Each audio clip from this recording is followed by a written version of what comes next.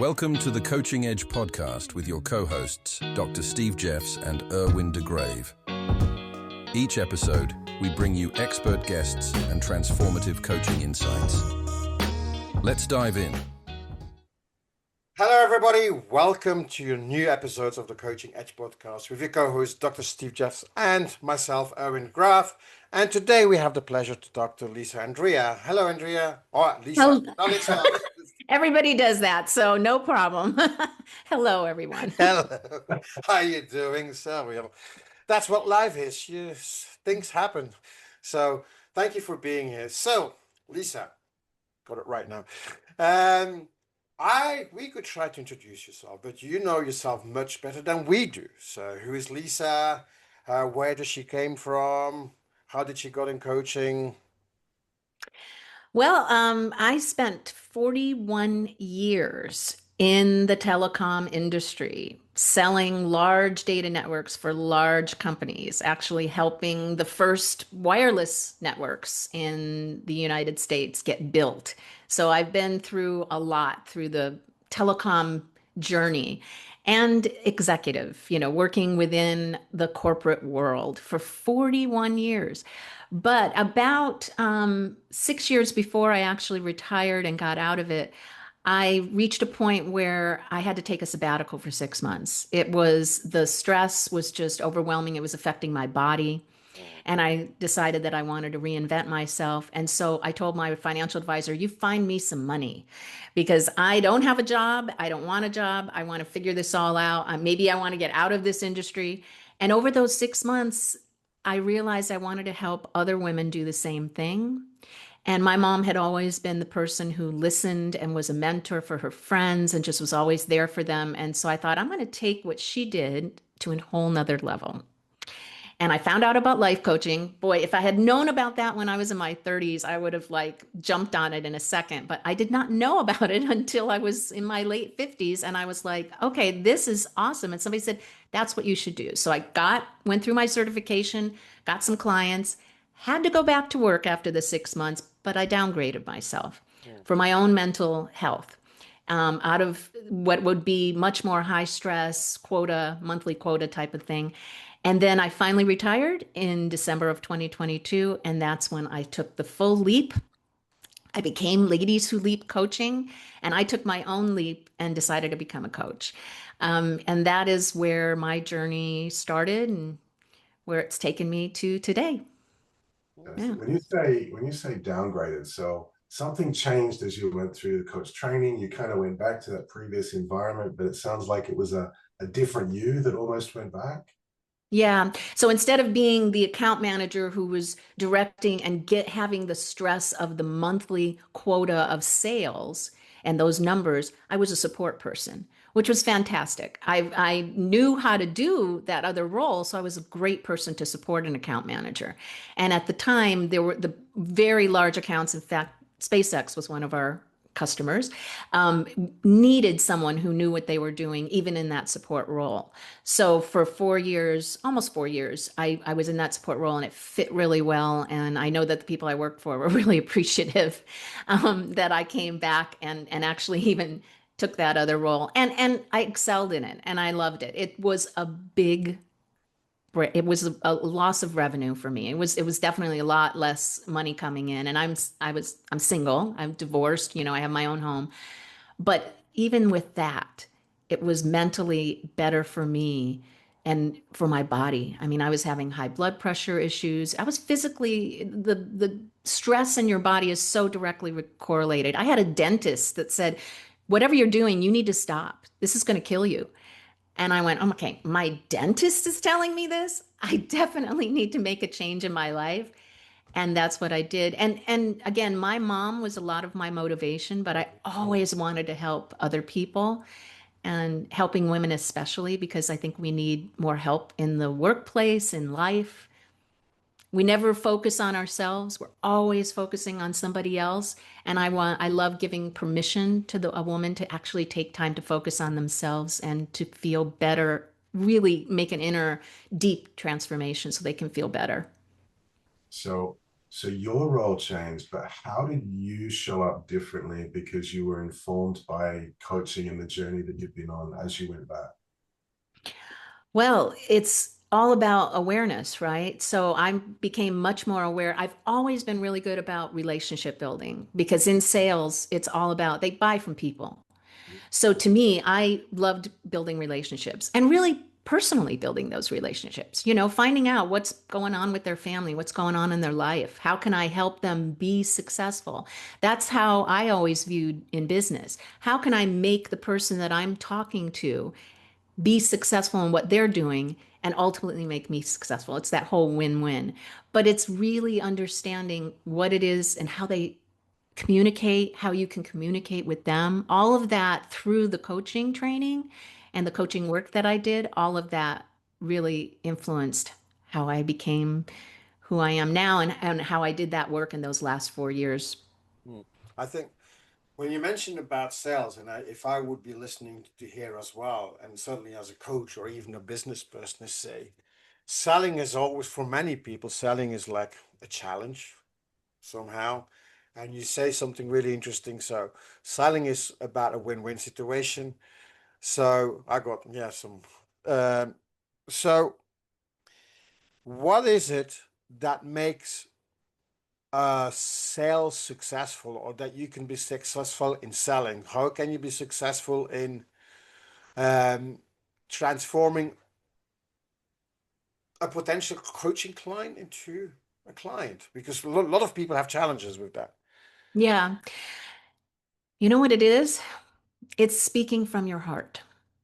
It's truly having not thinking about the money that you would make or anything to do really with the money. I mean, that can be in the back of your mind and that's the motivation for some people, but really wanting to help someone and coming from your heart and using your own curiosity and a really good listening skill.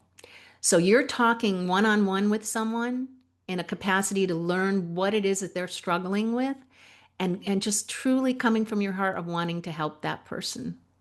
I mean, I get emotional because I truly love my clients. I want them to be happy. I want them to love themselves unconditionally. I feel that that's the key to ridding yourself of all the negative beliefs about yourself and anything and dealing with challenges that come in life. And when you're talking, I know this podcast is a lot about people and executives and business. Mm.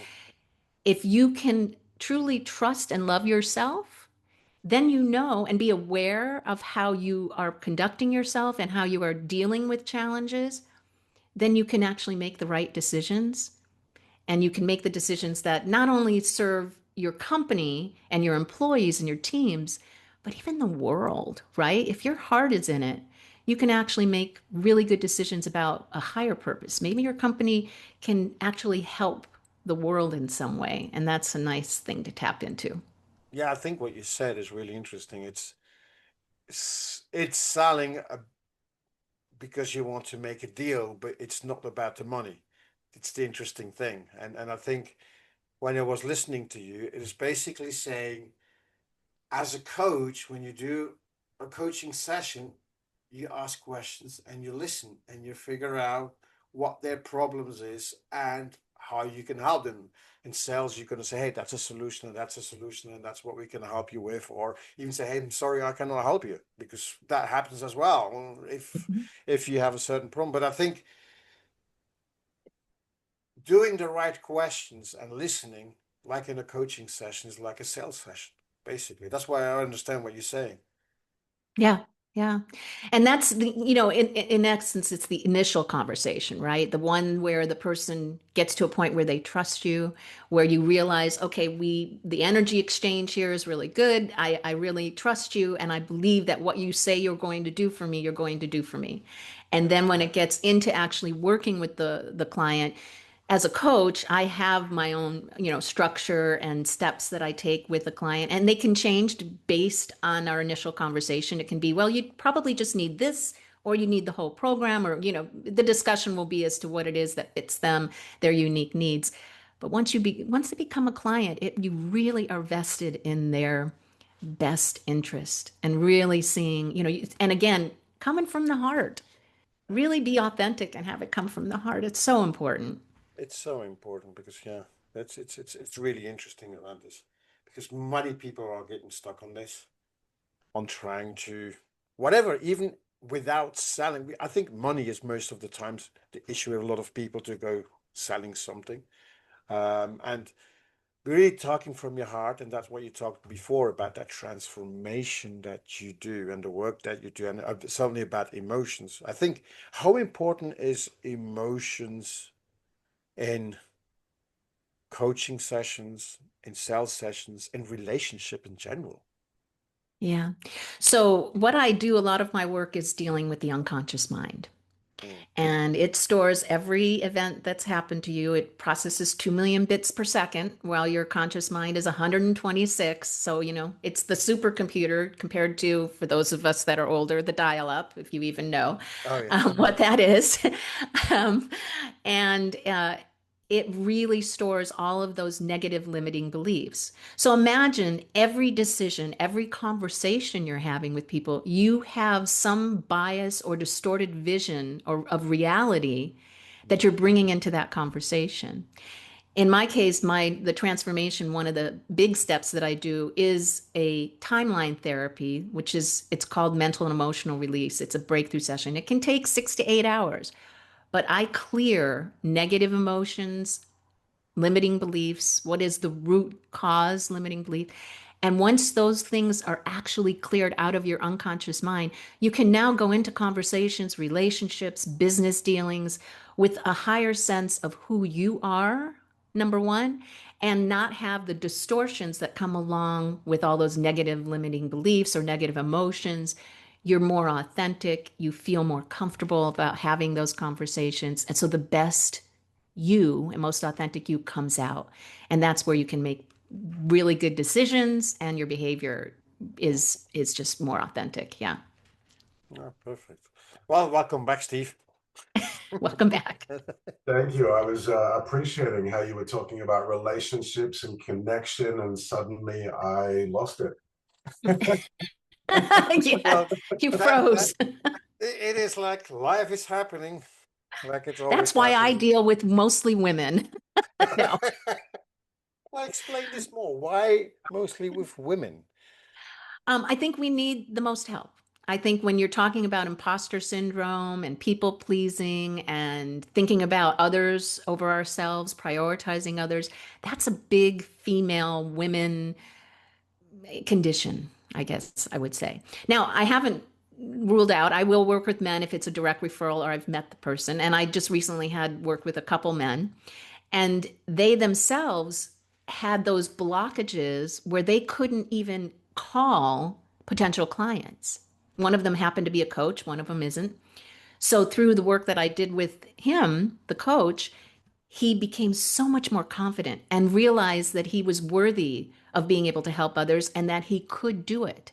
And so the imposter syndrome shed away. And I mean, when you love yourself unconditionally and you fully trust yourself, then you know that you're good at what you do. You allow that celebration of what you do, that truth, that trust of yourself to come through. And now you can call potential clients and just talk to them freely and really listen, like we were talking, Erwin, and really come from the heart and have it be easy. You don't have that burden of that bag of rocks, as I call it, on your shoulder. And that was the huge transformation I made for myself.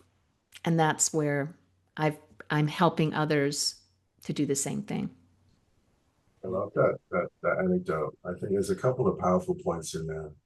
One, as humans, there's a lot of similarity between different genders. That men deal with the same things as women, and that in many cases, a woman's experience of the workplace is significantly different from a man's experience of the workplace, even if they have similar backgrounds. I mean, I love looking at some of the emotional intelligence research from a long time ago that, at least the way I remember it, is that the most successful women in the most senior roles in corporate organizations are the ones that became most like men.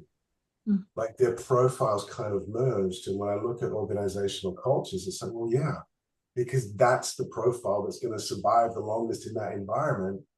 And when we look at the richness of humanity, that's such a loss for people to have to become something that they're not, just to fit in. And it's just it's such a waste when there's so much richness to be able to bring into the workplace.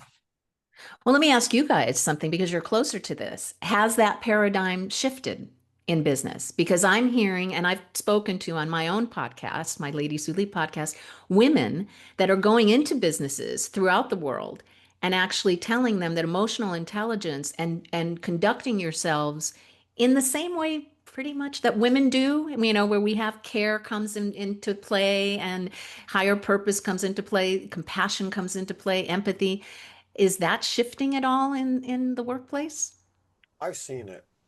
So I remember when I was started in management consultancy 30 years ago, going on project, and there was a lady in the project, and suddenly in those traditional businesses, what is she going to do? Because they thought, well, only men can do this. And the women in the teams had to be more, oh, they had to work harder than the man in the team to get respect or the trust or the confidence or whatever it was at that time. Now, I've seen, and I'm working a lot with startups, and I see more and more women are getting in there, starting their own business and presenting. And I see that more and more investments and investors are looking at women as well, because women look differently at things, as we'll be talking about it as well. And that equality is becoming more and more. So I see really, and I think it depends on the industry. I really believe it depends on the industry. So in the startup world in general, and that is, you see more and more coming. I think in the traditional, I see it's going to take some more time. But Steve? I think geographically, I mean, I'm looking at Saudi. I do a lot of work in Saudi Arabia, and the whole country has transformed in the last 5 or 6 years. Eight to 10 maybe. Women are now allowed to drive. It seems simple, but it's massive. Foreign expat women that used to have to wear the abaya and the shayla and kind of, they dress professionally, but they can dress professionally. The offices are now integrated. I'm coaching some women that are at executive levels, and so things are shifting. In other places, that I'm looking, I think there is a shift. I would put it down. I'll answer in terms of strength. So there's sort of two axes of strengths. One is very task oriented, and one is relationally oriented. Generally speaking, men tend to be task oriented and women tend to be relationship oriented. It's not that they can't do the other, but that's a starting place. And what I am seeing is leaders of organizations becoming much more aware of the power of diversity, the power of rich perspectives, and that they have to pay attention to task and relationship. In the leadership programs that I'm involved in, we're talking about, they're teaching it, they're getting it. Until there's fiscal pressure, time pressure, the metaphorical hits the fan, and suddenly they revert back to the dominant organizational culture, which is task. And so there's this tension between, yes, we need to integrate, and yeah, but we haven't got time because we've got to hit this metric. So I'm seeing an opening of awareness. Our culture is truly changing. Well, I'm actually not the person to answer that because I'm sitting on the outside, and I think there's lots of women that will give a whole lot better answer than I ever could around this amazing question. So let's Yeah, ask it Lisa would that, be. being a woman. So Lisa, you being a woman, so Yeah, yeah. It hasn't changed enough, I don't think. But what has to happen is that those in charge have to understand that allowing and understanding the human being part of working somewhere of actually understanding how the relationship part of that equation is so much more important than they realize. Because productivity, if you're happy where you work, if you have a good relationship and a partnership with the team, if the team is copacetic, if you understand and are aware, okay, what are the strengths of each person in the team? Then you can capitalize and have that person do that particular, well, you're talking about task, do that task, but you have to know how they are as a human being and what their strengths are in order to be able to put that together. And then guess what? When you capitalize on people's strengths, and could be relationship building is one of their strengths, right? Or empathy or compassion, that then you can actually make more money. I mean, there is, there's an end to this means, right? And so for me, I don't work with executives in any way, but I'm working with each individual, and I am working with either other female coaches or executives, female executives, for them to feel more confident, be able to be assertive, but not in a pushy way, right? Because of course we are very, as women in business, we are labeled the bossy and the aggressive and all kinds of names simply because we're acting like what the males are acting like in the same environment. But I'm helping them to get that to that place so that when they walk into the business that they work in, or if they are the CEO, that they can use that information and that awareness to make their team and their company even better. Yeah. It's an So important role actually, because, go ahead. sorry, I was just saying that it's so important because the dominant cultures in organizations they're completely blind to the value that relationships bring. And so a lot of leaders conceptually get it, but they're leading away. And the way that, women executives see the world, the way that people that can connect to the emotional, the energetic, the relational atmosphere that's happening, that's information that's so much needed in the decision making of a business. People often don't know what they don't know and dismiss what's different. And so, to build confidence, to be able to speak up and go, hang on, guys, this is important. We need to do this. Let me present it in a way that you can hear it, because you're just going to crash into the same things we faced last year unless we can evolve how we operate and how we lead. Yeah. Evolve is a really good word, because and that's for the men in these companies also, is evolving to understand that there is more to just tasks at hand and just selling for the bottom line dollar. There is other ways to be able to do and conduct business that not only helps your company make more money, it can help the world, and it can help make the people who are actually working for you more successful, even on an individual basis. Because when they're successful, when they're happy, when they're fulfilled, when they're able to do what they can for their family, they're coming into work and they're amped. They're ready to go, and they want to be able to make the company succeed. It comes hand in hand with that. Yeah. And how far do you need to? Because when I'm listening and I see, okay, giving the women the confidence and stand up and going, but I believe it's more important to work on an organizational level to change that shift. Because if they don't make that shift, a woman can try as much as they can, and they're probably going to walk away and do somewhere else. Nowadays, hot job hunting is like hopping from another job is going much quicker. I believe that is where the changes need to happen. Yeah. Well, if you notice that your company's got a lot of churn, look at why.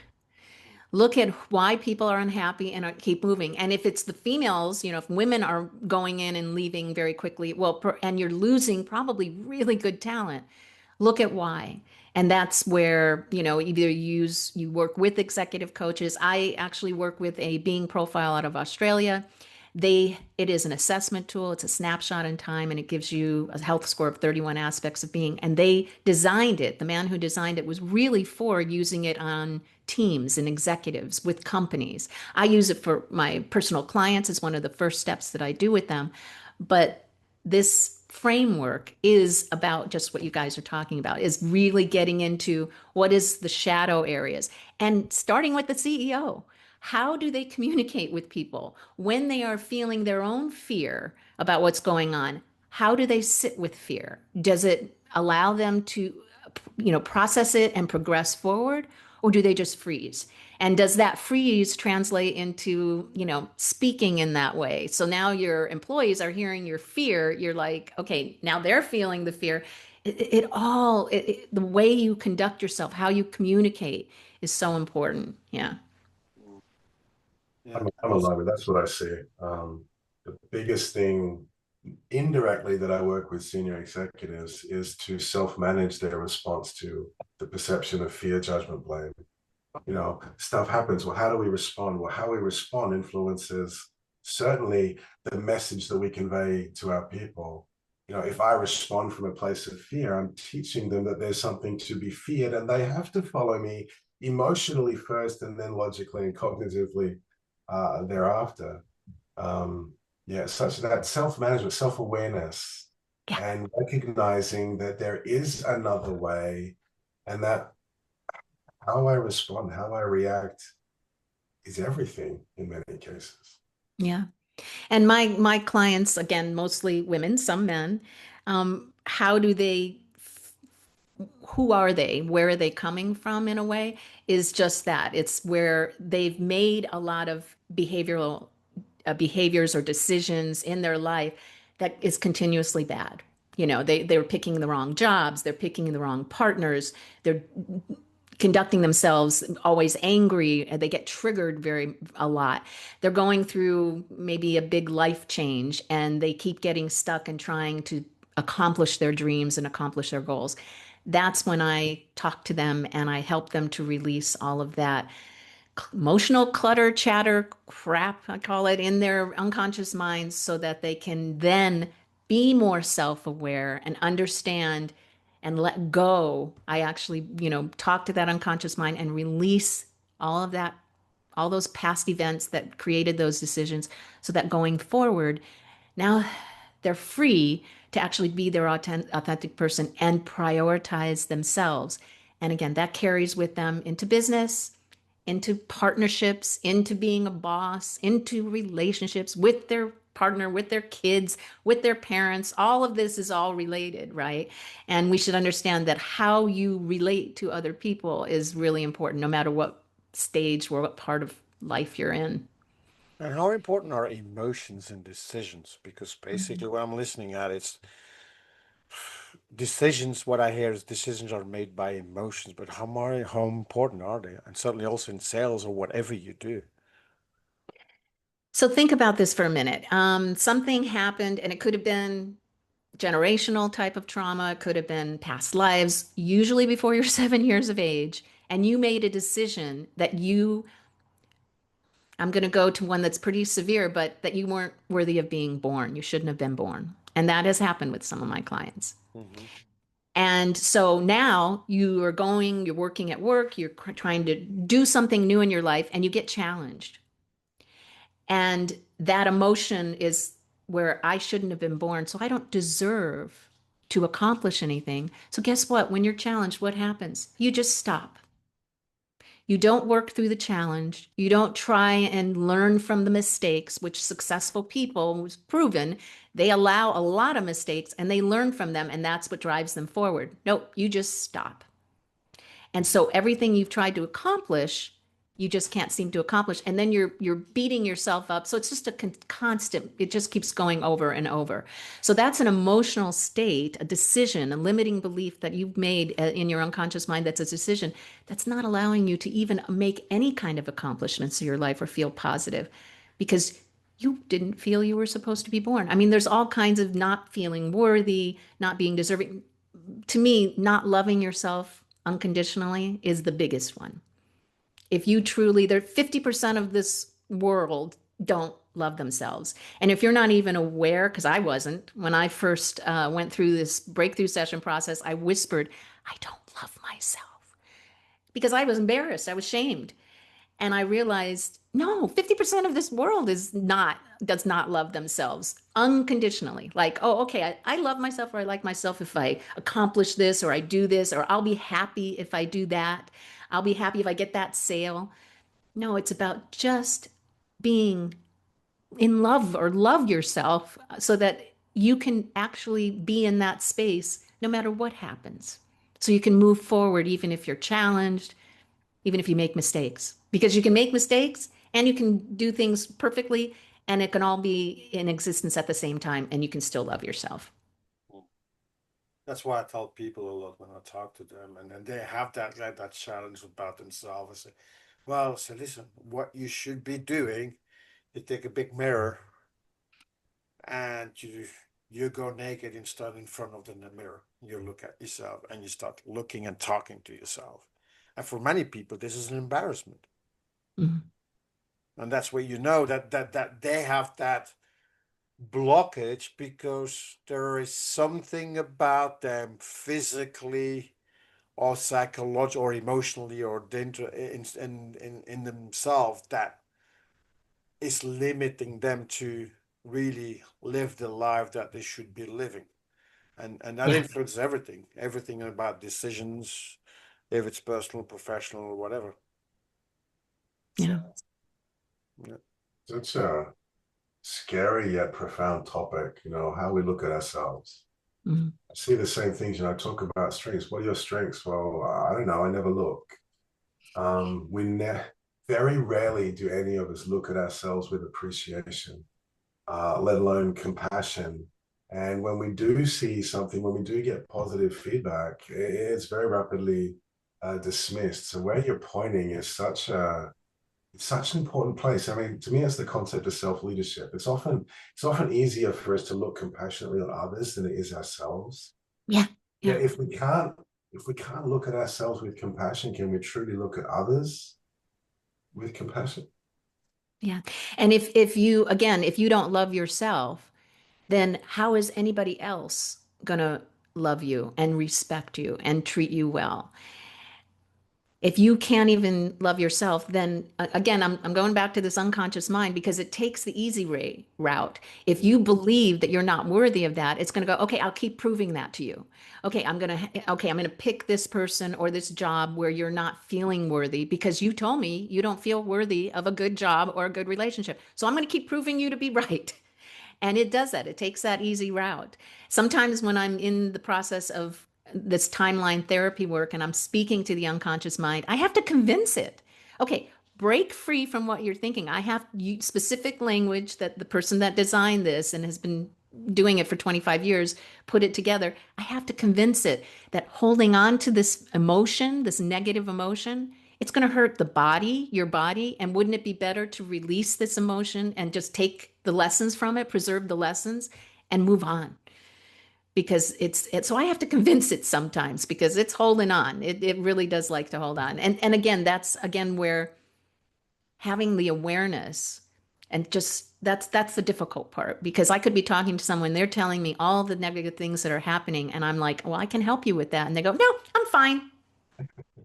I'm okay. It's good. I don't need anything. And I'm just inside going, oh, they have to be aware that they need the help or that the help is going to actually better their lives. Yeah. Yeah, you only can help people if they really want to, otherwise it doesn't make any sense. So, this is a fascinating topic. We could certainly look into this for a long time. But I'm curious, like, what's catching your attention as you look through this lens at the world? Like, what's emerging in your work? What's next as you look forward? Well, I'm going to be dedicating myself at the end of this year and into next year with writing a book.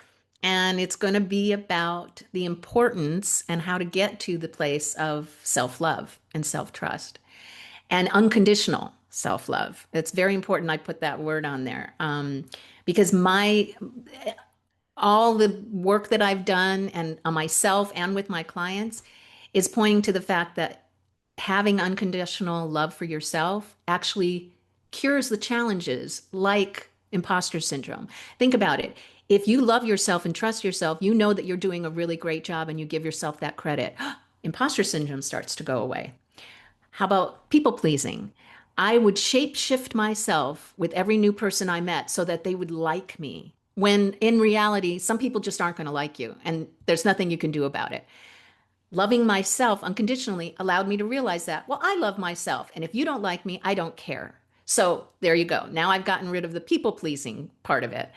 A lot of the things, just prioritizing themselves, which is a thing that women, we almost need to give the women permission to prioritize themselves. I had a client, and almost one of the first sessions, I said, so every time you make a decision in your life, ask yourself, what do I want? And she literally, every single decision, from trips with either a friend or her husband or whatever, she said, what do I want? And nobody had told her to say that. She had never even occurred to her to think about what she wants first before her kids or her husband or her friends or whatever. Very simple stuff. But if you don't do it, because we're only on this earth for so long, and if we don't prioritize what it is we want and really enjoy life and find it fulfilling and joyful and be grateful for every day that we have, it's just it's a little bit wasted. And I don't, I don't mean to say it in that sense, but you don't want to waste the time that you have on this earth. Fascinating. Well, I look forward to staying attuned to that book as it emerges. I think there's lots to be learned. I'm loving the energy and excitement that you bring around that project. Certainly with writing projects, it's so much more than just the words. The words are just a means of conveying that internal energy that I can see just fires you up about the possibilities that can be igniting for all sorts of people all around the world. So I'm really excited for that. How can people connect with you? Those that have been inspired, have got questions, or curious about your work, how you see the world, how can people find you? It's easy. I am Ladies Who Leap, Leap. So it's about leaping out of your comfort zone is where the growth happens. You know that whole saying, and why, and all the coaches that are listening, you want people to be comfortable with being uncomfortable because the growth happens when you're uncomfortable.